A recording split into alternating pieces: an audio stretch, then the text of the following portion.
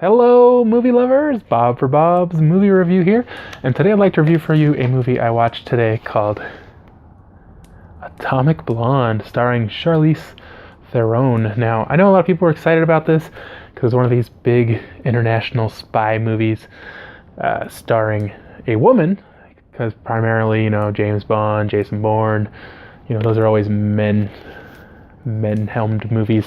Now we've got a female lead.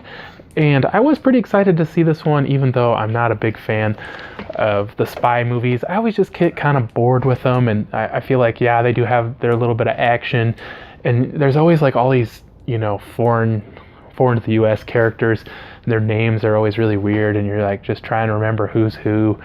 And this movie did have all that. What I thought made this movie a little more unique is it takes place in the late 80s. Just before and during and a little bit after the fall of the Berlin War, or the Berlin Wall, and so it kind of had this cool 80s feel to it. There was a lot of bright neon lighting, a lot of the European 80s pop music, which was all really cool, and it was fun just to hear all those songs and see them in the movie. For the actual movie, Charlize Theron is sent in by MI6 to find this list. Of course, there's always a list of like all the spies in the world that somebody's trying to get so they can kill them all.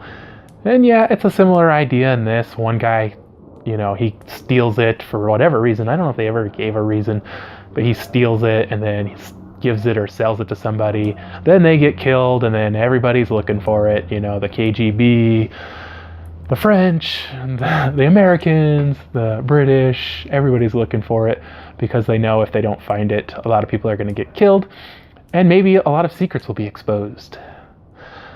So, the story, it was passable, I think, for this type of movie.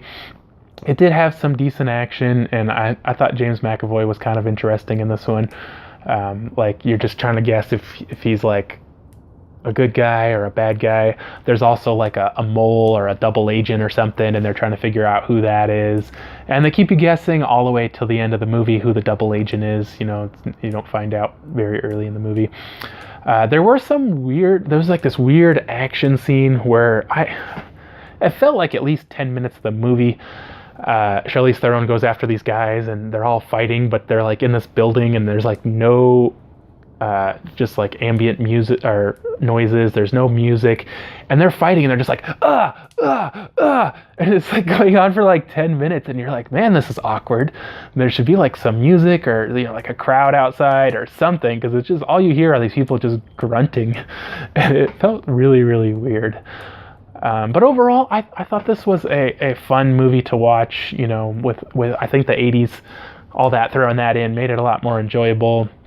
I know during like a lot of the James Bond movies, I just have trouble staying awake because I'm just like, oh, do something.